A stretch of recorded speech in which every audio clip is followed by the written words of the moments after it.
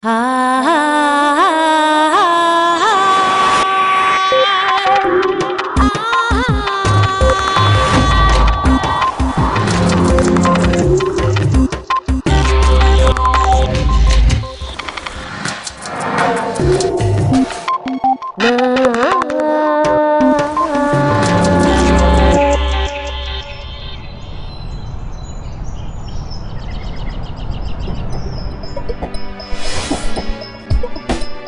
nadie le extraña ya que nuestra memoria no sea un fiel registro de las experiencias vividas.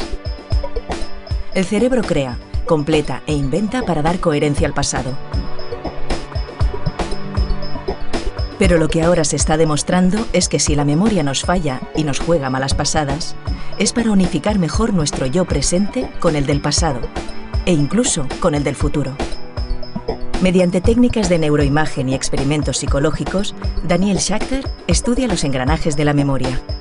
Tras mantener una interesante charla con este experto neuropsicólogo, Punset comprendió las grandes ventajas que esconde nuestra frágil memoria.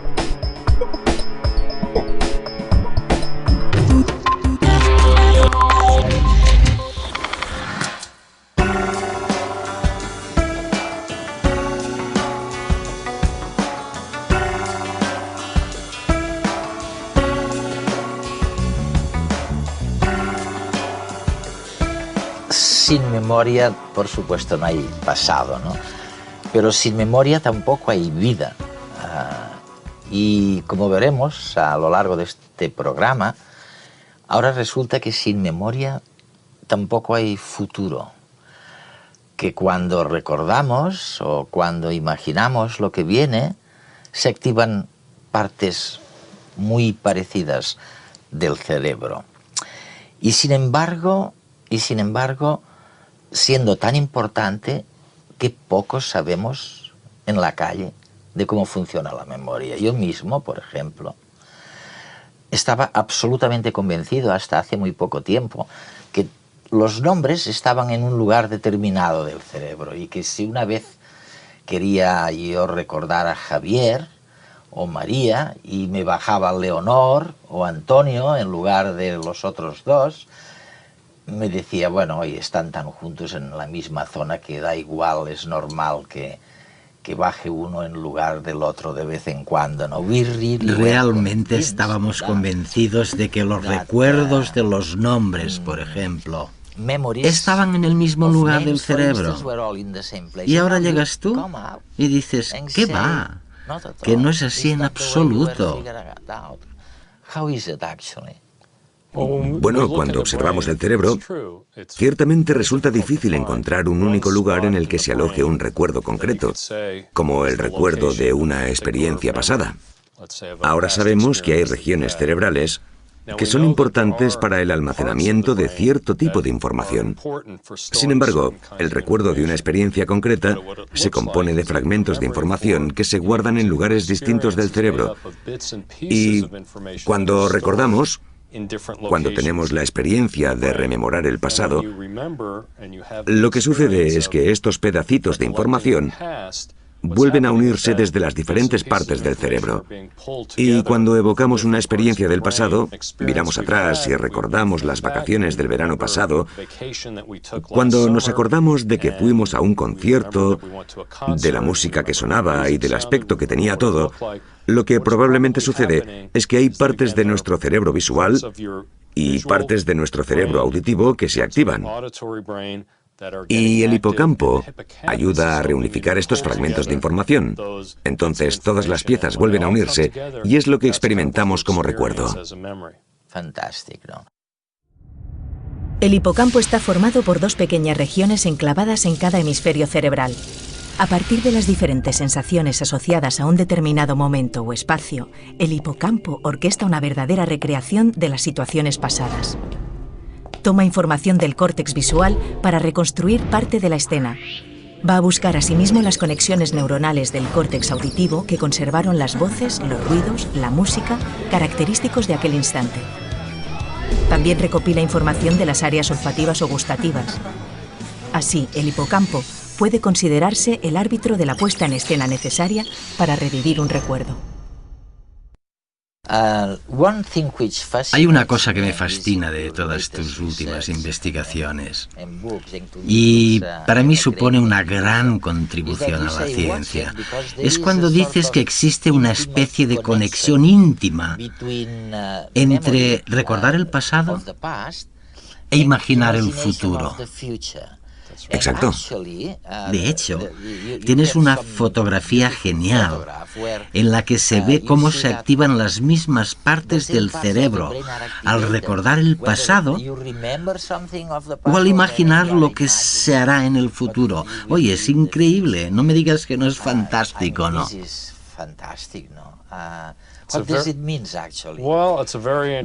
Bien, se trata de una pregunta muy interesante. Estos descubrimientos de nuestra investigación son apasionantes. Tienes razón. Si se realiza un experimento sencillo en el que se le pide a alguien que recuerde, por ejemplo, una experiencia que ha tenido en el pasado que implique una mesa, y luego imagina una experiencia que pueda tener en los próximos días o semanas que también implique una mesa, veremos que se activan muchas regiones cerebrales similares en ambos casos y en la misma medida. Y las imágenes que reflejan la actividad cerebral serán muy parecidas. Es importante recalcar que esta actividad también incluye el hipocampo, que, como ya hemos dicho, se activa para reunificar los elementos que constituyen la memoria. También se activa al imaginar algo que no ha pasado, pero que puede suceder. Y surgen consecuencias muy interesantes del hecho de que utilicemos el hipocampo y otras partes del cerebro de un modo similar para recordar y para imaginar.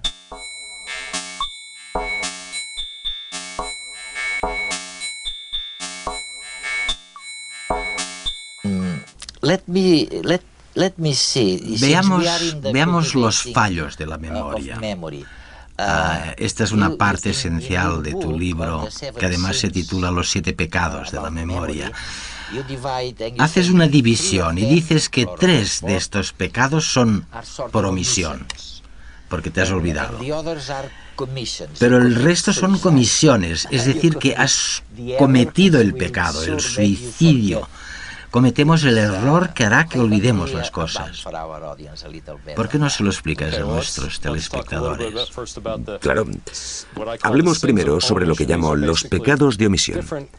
Básicamente se trata de tipos distintos de olvidos, de maneras diferentes de olvidar.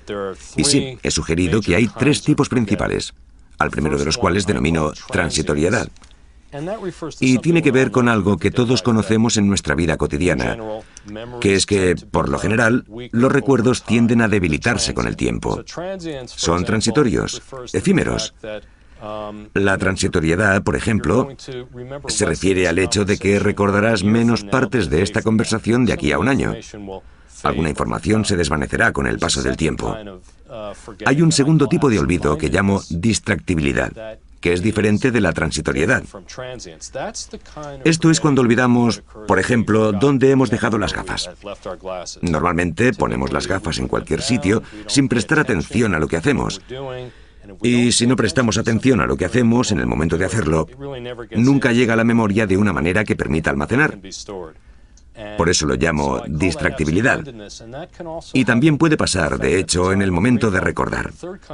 Un tercer tipo de olvido lo denomino bloqueo. Esto se refiere a que a veces podemos tener información almacenada en la memoria. Podemos estar prestando atención. Podemos estar intentando recordar, pero sin embargo no nos sale. Sí. A menudo nos pasa con los nombres de la gente. Es esa sensación de tener algo en la punta de la lengua. Somos conscientes de que sabemos algo. Sabemos que está ahí, pero no podemos acceder a ello. Lo llamo bloqueo. Y no significa que odiamos o que no queremos nada. No significa eso en absoluto.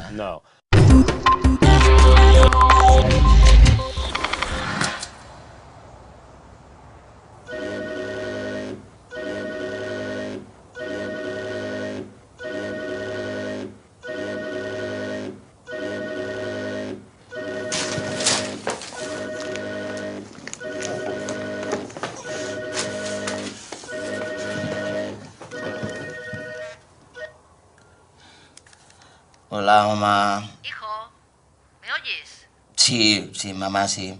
¿Sabe qué día es hoy? Sábado, mamá. Sábado. ¿Pero qué sábado ni qué niño muerto? ¿Ah, no? No. ¿No recuerda que me prometiste llevarme a la exposición de bonsáis hoy? ¿Bonsáis? ¿Cómo no te vas a acordar? Pero si aquel día te hice concretas de pollo y todo, esa que te gustan tanto. Y miramos por internet lo del concurso de bonsái, el que pienso ganar, porque a mí a bonsái no me gana nadie. Porque a mí a bonsái no me gana nadie. Porque a mí a bonsái no me gana nadie. Porque a mí a bonsái no me gana nadie.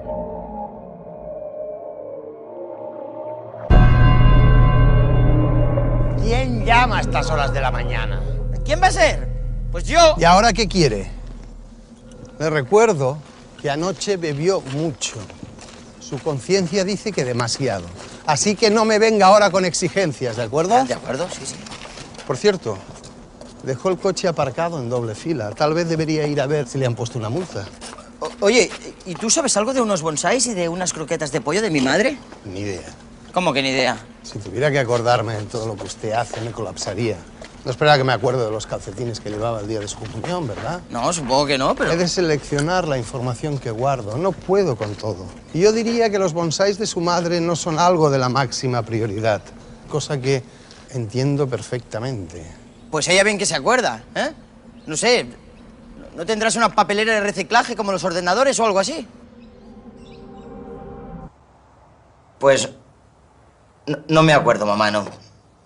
Pero ahora voy. Por cierto, que el otro día fui a la pescadería y no te puedes imaginar lo que se ha engordado la hija de la pescadera. Que yo creo que debe ser un problema hormonal o algo así. ¿Dónde has dejado las llaves del coche? ¿Y a mí qué me cuenta? Esto le pasa por no estar atento a lo que hace. Quiere hacer varias cosas a la vez y luego pretende que yo me acuerde de todo. Y así no se trabaja. No, señor. Si no se fija en lo que hace, yo no puedo saber dónde ha puesto las llaves. Tendrá que buscarlas de nuevo. Pues vaya memoria de pez que tengo, ¿eh? Memoria de pez, dice. Este no sabe todavía todo lo que me ha de agradecer. Pero pronto lo sabrá.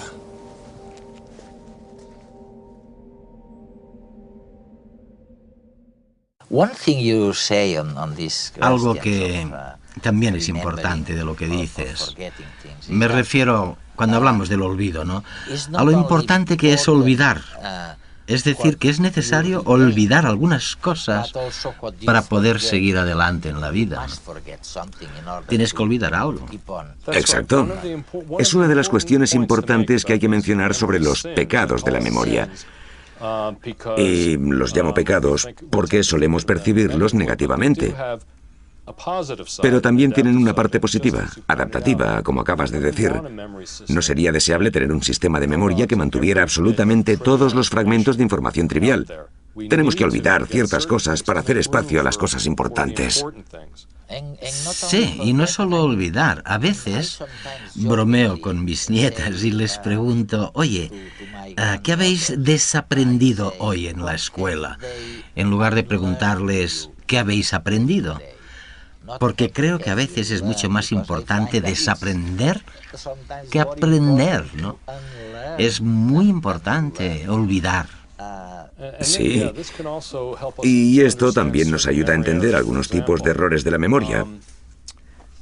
Por ejemplo, uno de los pecados de comisión, un pecado de comisión, se produce cuando cometemos un error a la hora de recordar. Y a uno de ellos lo llamo atribución errónea. Este error se produce cuando recordamos algún aspecto de un acontecimiento correctamente, pero recordamos su fuente incorrectamente. Por ejemplo, un caso destacado tiene que ver con la mala identificación de un testigo presencial e implicó a un psicólogo llamado Donald Thompson, que también estudia la memoria. Se le acusó de violación por culpa del recuerdo de una testigo ocular, una mujer a la que habían violado brutalmente. Ella recordaba su cara con tantos detalles que la policía fue a por él y se le acusó de violación. Pero él dijo que ¿por qué no pudo haber cometido esta violación de ninguna manera? Pues porque mientras violaban a la mujer, yo estaba concediendo una entrevista en televisión sobre, mira por dónde, la memoria y las distorsiones de la memoria. No pude ser yo. Y resultó que la mujer había estado mirando el programa y recordaba su cara de la televisión, pero la atribuyó erróneamente al violador. Este es un ejemplo bastante extremo de atribución errónea. Pero todos cometemos este tipo de error alguna vez. De hecho, podría hacer que cometieras un error de atribución errónea en los próximos minutos. ¿Podrías? No. Si te prestas. Sí, de verdad. Ay, ¿por qué no lo hacemos? Venga. Venga, hagámoslo. Vale. Pues ahora te voy a leer una lista de palabras, ¿de acuerdo? Diré las palabras y quiero que te esfuerces en recordarlas. Y luego te haré una prueba y veremos lo que pasa. ¿Vale? Ahí van las palabras. Caramelo, ácido, azúcar, amargo, bueno, sabor, diente, agradable, miel, refresco, chocolate, duro, pastel, comer, tarta. Muy bien, creo que lo recuerdo. ¿De acuerdo? Todas. Esta es nuestra lista. Y ahora te acabo de dar una lista de 15 palabras. Todas son preciosas las Te palabras. podría pedir que intentara repetirlas, pero no lo haré. En lugar de eso, lo que haré es hacer de una prueba, ¿vale? Yo te diré una palabra y quiero que me digas si recuerdas esa palabra de la lista anterior. ¿Estás preparado? De acuerdo. Simplemente intenta decirme si estaba o no en la lista. La primera palabra por la que quiero preguntarte es sabor. ¿Estaba en la lista? No creo. ¿Crees que no? No creo. Has mencionado palabras que tenían cierta relación con el sabor, pero ninguna explícitamente, ¿eh? Pues en realidad sí que he dicho la palabra sabor. Lo dije, así que esa la tienes mal. Otra. ¿Qué tal punto? ¿Es una de las palabras? No, punto no lo has dicho. ¿No? ¿Seguro? Estoy seguro. Tienes razón, no la dije. Ahora dulce. ¿Es una de las palabras? Sí, creo que sí. ¿Seguro? Sí, casi seguro. Pues dulce no es ninguna de las palabras que he Vaya. dicho. Acabas de demostrar un error clásico de atribución errónea, porque todas las palabras que he dicho estaban relacionadas con dulce. Sabías que tenían que ver con algo como dulce, como el sabor. No estabas seguro de qué. Sabor figuraba, dulce no. Pero tú has recordado dulce. Pues bien, hay varios motivos por los que sucede este error y todos tenemos tendencia a cometerlo. Un motivo es que a veces recordamos el sentido o significado general de una experiencia. Tú recordabas que todas las palabras tenían que ver con el sabor y con algo dulce, pero no recordabas todos los detalles. Se trata de un aspecto positivo de la memoria. Podemos recordar la esencia de lo que sucede. Hay algo relacionado con esta atribución errónea que yo denomino sugestionabilidad. Se trata de otro de los errores de comisión. En este caso, simplemente le sugerimos algo a alguien que podría haber pasado, incluso si no pasó, y muchas personas llegan a creer a través de la imaginación que sí que ocurrió. Nuevamente, esto es muy importante en situaciones de testigos oculares, donde se realiza un interrogatorio para sugestionarlos y se intenta influir en ellos de un modo planeado para que lleguen a creer que pasó algo concreto, y a menudo lo hacen, aunque no sea cierto. Mucho depende de las convicciones que tengan, ¿no? A veces pienso que muchas personas toman decisiones no en función de lo que ven, de lo que es bueno o malo, sino en función de lo que creen, en función de sus convicciones, si es bueno o malo, moral o inmoral. Es verdad. Esto también tiene un papel muy importante en la memoria. De hecho, está muy relacionado con el siguiente pecado de comisión que yo llamo sesgo. El sesgo, sí. Sesgo retrospectivo. Esto se refiere a que los recuerdos a menudo están influenciados y distorsionados por nuestros conocimientos, sentimientos y creencias actuales. De nuevo, no es que simplemente desenterremos algo que sucedió en el pasado de una manera totalmente neutral, sino que a veces lo que sabemos, creemos y sentimos en el presente afecta a nuestras evocaciones de lo que creemos que sucedió en el pasado. Ha quedado claro en nuestras investigaciones. Probablemente muchas conductas dogmáticas y crueles, incluso terroristas, tienen que ver con esta capacidad que has mencionado, ¿no? Con esta capacidad de actuar en función de lo que crees y no de lo que ves. Creo que probablemente sí, porque si tus creencias te hacen distorsionar el pasado para adecuarlo a lo que crees, entonces esas creencias se acaban reforzando y se vuelven mucho más fuertes.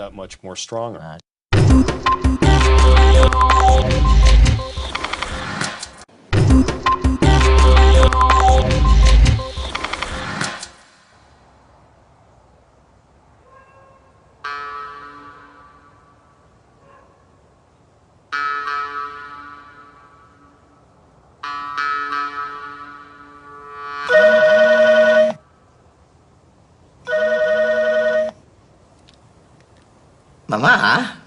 Hola. ¿Qué haces, hijo? Estoy fregando los azulejos del baño. ¿Con lejía y agua caliente? Sí, mamá, sí, como tú me dijiste que lo hicieras, ¿sí? ¿Pero qué dices? Eso no te lo dije yo, sino tu tía Angustia. ¿No te acuerdas? ¡Chúpate esa, listillo! Es culpa tuya. No haces tu trabajo como deberías. ¿Ah, no? Pues prueba de hacerlo tú. ¡Confundes las fuentes de información! Hijo, ¿me estás oyendo? Sí, mamá, sí te oigo, sí. Pues nada, tú ya sabes que a mí no me gusta criticar, pero resulta que la vecina está preparando la comunión de su hija y me ha pedido que me encargue de bordarle unas florecillas para el pecho de la niña. Aunque ya sabes que a mí no me gusta nada hablar de la gente. Pero bueno, ¿qué le vamos a hacer? La pobre con el marido que tiene, que es como una blanca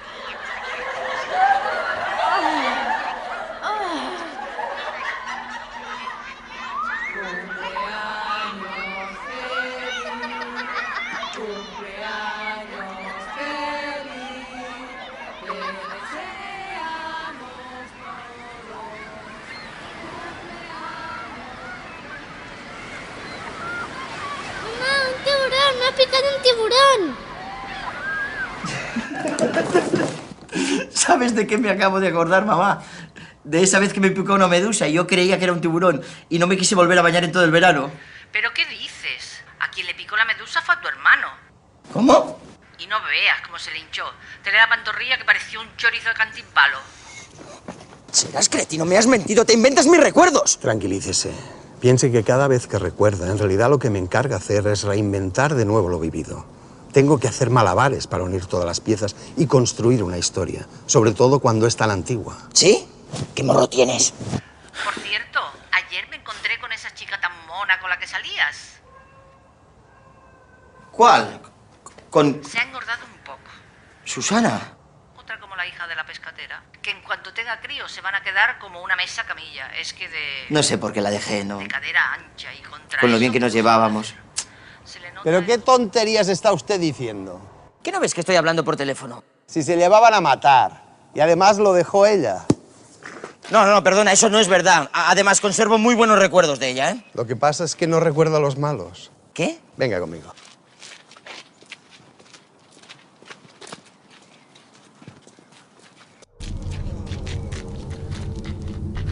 De esos me he encargado yo.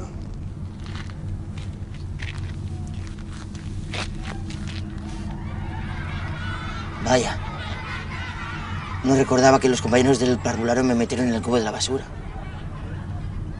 Ni aquella vez que me hice pipi estando de campamento. Susana. ¡Que me dejes en paz! ¡No quiero volver a verte nunca más! Y sí, efectivamente. Ella me dejó. Venga, no se mortifique más. Y deje que me encargue de gestionar estos asuntos. Confíe en la memoria, que es sabia, ¿lo ve? Así vive mejor y está más tranquilo. Un momento. También recuerdo cosas malas. Como aquella vez que se enfadó tanto conmigo que estuvo semanas sin hablarme. Bueno, eso es porque no le he dejado olvidarlo, porque fue una lección para usted. Claro, si recuerdo esto, puedo aprender a no cometer el mismo error otra vez. Exacto, esa es la clave. Ahora sé lo que tengo que hacer. Quizá pueda volver a intentarlo, ¿no? Tienes razón. Gracias por todo, ¿eh? Y ahora me da las gracias. Qué ingratos son los humanos. En un instante se habrá olvidado de todo lo que hago por él. Susana.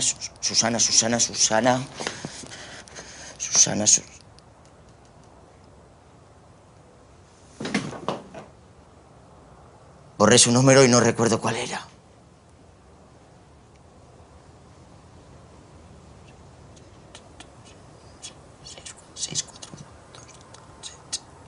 Seis. Creo que empieza por 6. Todos tienen un 6. Ah, ya. Hay más de un 6. No. Ayúdame. Dame alguna pista, no sé. Y hay un 9, además. Un 9. Un 9. Sí, un 9. Pero, ¿y el orden? Es difícil, ¿eh? Es difícil entender cómo se las arregla la gente para vivir sin saber nada de todo esto. Bueno, Sí, en el caso de la memoria, entender la memoria es importante no solamente para comprender nuestras vidas, sino también, por ejemplo, para casos como el que hemos comentado antes de los recuerdos de los testigos oculares, donde es fundamental entender si sus recuerdos son exactos o no lo son, porque un recuerdo impreciso de un testigo ocular puede provocar que personas inocentes vayan a la cárcel. Dan, después de tantos años de estar estudiando y profundamente la memoria, ¿te fías más o menos de tu propia memoria que antes?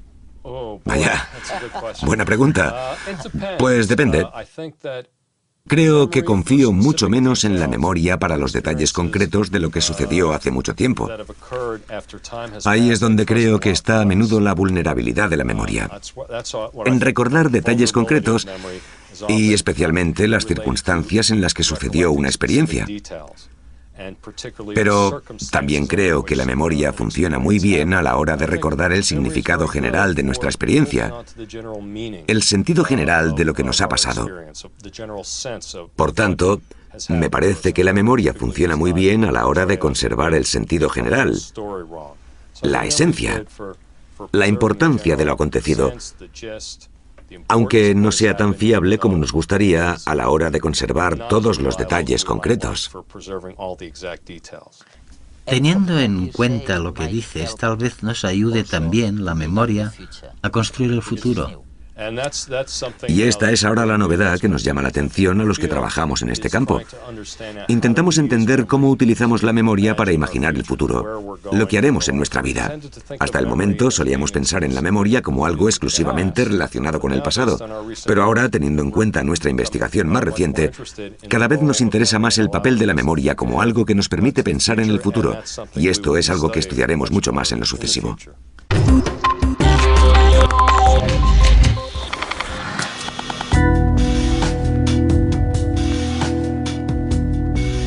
O sea que, como decíamos al comienzo, realmente la memoria no solo nos sirve para el pasado, para explicarnos lo que ha sido nuestra vida, sino para concebir, para diseñar, para pensar lo que será nuestro futuro. Es impresionante, ¿no? Pero cada vez la separación supuesta entre futuro y pasado, entre vida y no vida, entre lo que es inerte y lo que está vivo, es más borroso.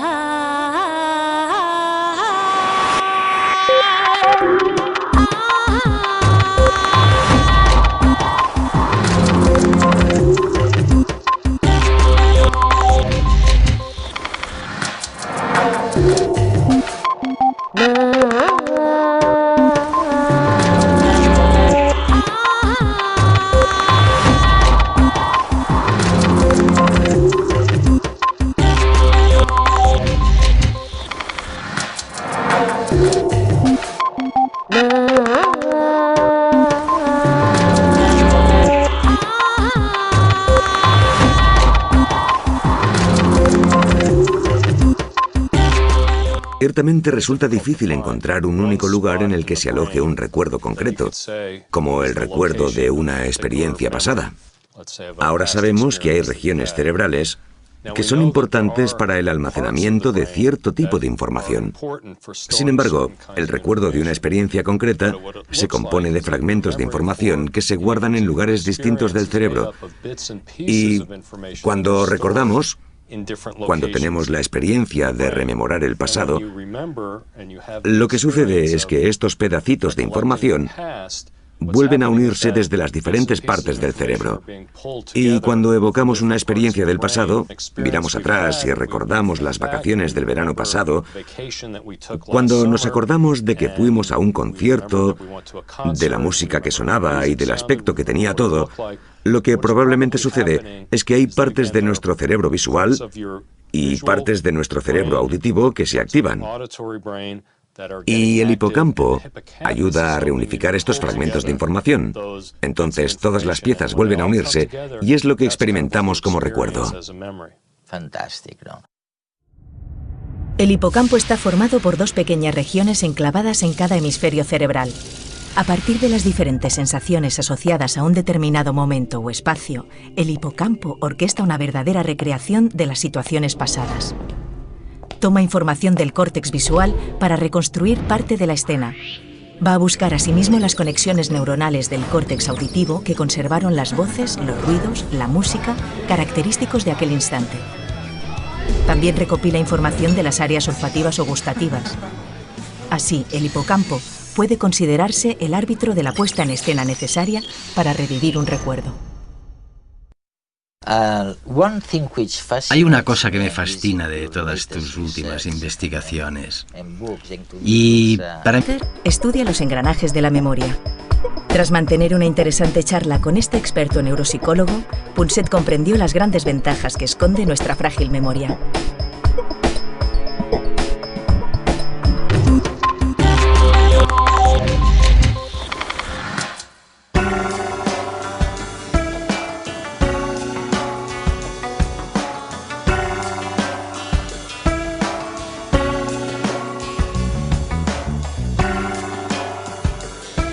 Sin memoria, por supuesto, no hay pasado, ¿no? Pero sin memoria tampoco hay vida. Y como veremos a lo largo de este programa, ahora resulta que sin memoria tampoco hay futuro. Que cuando recordamos o cuando imaginamos lo que viene, se activan partes muy parecidas del cerebro. Y sin embargo,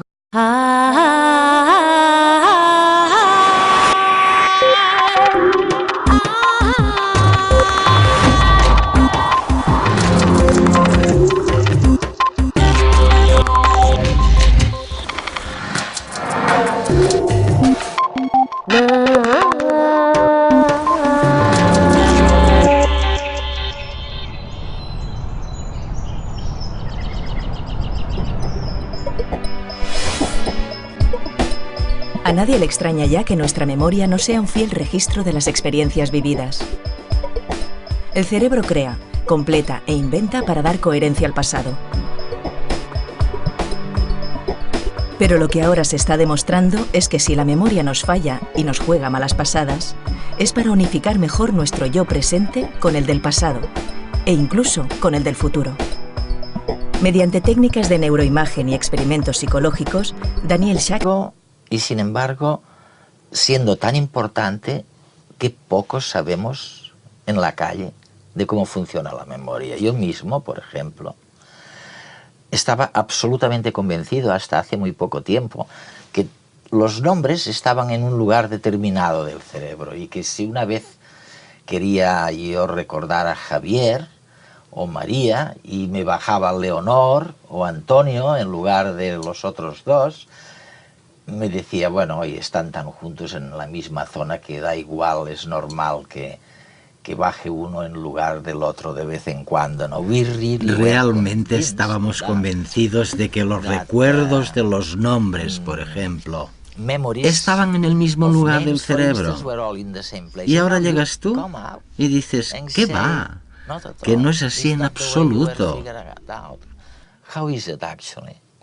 Bueno, cuando observamos el cerebro,